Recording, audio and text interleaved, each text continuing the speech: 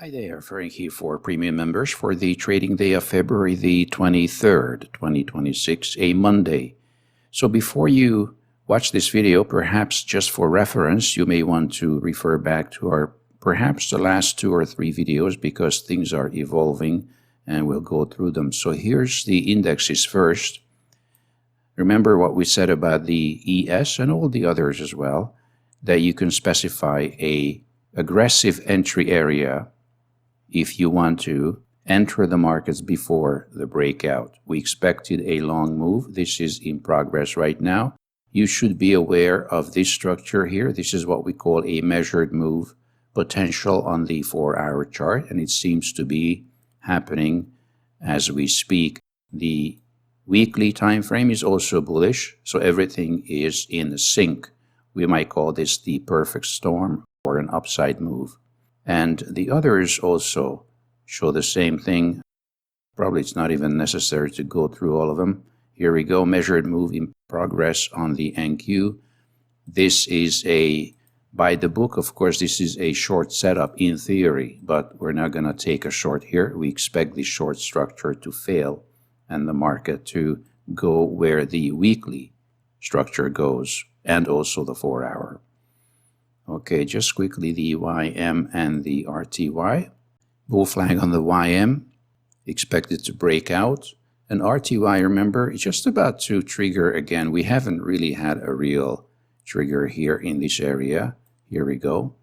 We have to see what's going on here. But the other three, and this one too, especially on the weekly, is a bullish structure. So let's see what we can make of it. Moving on to currencies, there's not much happening. We have to be patient. We have to continue to be patient here. One move has occurred already on the 6A last week. Also, the Canadian dollar, for example, is another chart that may give us a clue here towards a potential move to the upside, which is a complex bull flag at this time. Moving on to CL.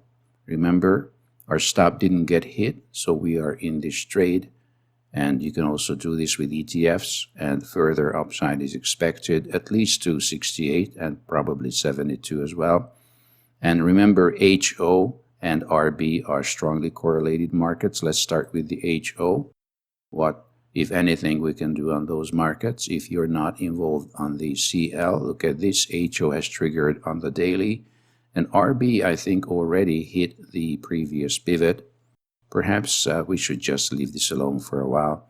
But the RB long-term, I think, is expected to go up as well. GC was another market we talked about a couple of days ago. And we said that this is a rare occasion where we can enter a giant trade with a tight stop. Look at this. So far, it seems to be working. Let's see where we can take this. You should be tightening your stop to limit your risk at this point. And the SI is doing the same thing as well. This is not something we often do, but we saw one a couple of days ago and we discussed it in one of the videos. Okay, moving on to some other asset classes. Let's talk about financials, on which we have very good looking long setups here. Bull flag on ZB.